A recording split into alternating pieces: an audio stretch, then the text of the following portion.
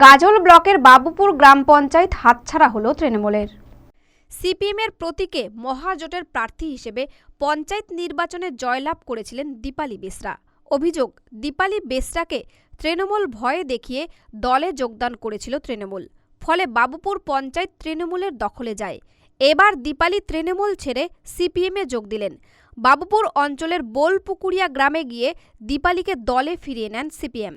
উপস্থিত ছিলেন CPM, Congress, BJP ও ঝাড়খণ্ড দশম পার্টির নেতাকর্মীরা।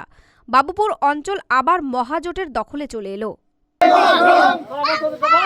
নমস্কার, আমার নাম অজয় বালা, বিজেপির ক্যান্ডিডেট। আমি সঞ্চালক আছি। আমাদের যে ভোটের সময় যে ঝামেলা কার্যে যে হয়েছিল, সেই ঝামেলার কারণে আজকে আমাদের যে প্রার্থী যাকে হরণ করে নিয়ে গিয়েছিল ভয় দেখিয়ে এবং টাকার লোভ দেখিয়ে এবং কিডন্যাপ করে নিয়ে গিয়েছিল, তার প্রতিবাদে আমাদের অঞ্চলে বিশাল বড় একটা হাঙ্গামা হয়, গণ্ডগোল হয়। আমাদের কর্মীগুলো পুরো যারা অঞ্চল প্রচুর ভোট দিয়ে আমাদেরকে জিতিয়ে আমাদের অঞ্চল গঠন করার কথা সেই আমাদের না হয়ে ওরা আমাদের প্রার্থীকে হরণ করে নিয়ে যে ওরাই ভোট গঠন করালো।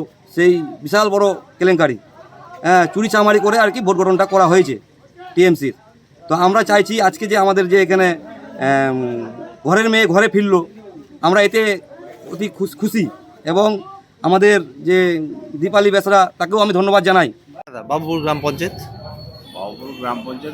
12টা মোট সিট, তার মধ্যে তৃণমূল কংগ্রেস পেয়েছিল 5টা এবং 4 পার্টির জোট মিলে পেয়েছিল 7টা। পরবর্তীতে সিপিএমের এক সদস্য স্বেচ্ছায় তৃণমূল কংগ্রেসে জয়েন করার ফলে 6-6 হয়। টসের মাধ্যমে প্রধান উপপ্রধান নির্বাচন। আজকে বাইদাবাই খবর পেলাম যে তিনি নাকি আবার সিপিএমে জয়েন করেছে। এ বিষয়ে আমার জানা ছিল না এবং আমি বাইদাবাই শুনেছি যে সে সিপিএমে জয়েন করেছে। এতে কি আপনাদের কোনো এফেক্ট হবে? এতে আর কি এফেক্ট হবে? ও স্বেচ্ছায় এসেছিল, আবার স্বেচ্ছায় গেল, সেটা তো বলা মুশকিল। আগামী দিনে কি তাহলে কি অনাস্থা আসতে পারে? আগামী দিনে অনাস্থা তো এখন 2.5 বছরের আগে কোনো অনাস্থা হবে না। জোট বাদল চলছে চলবে। মালদা টুডে।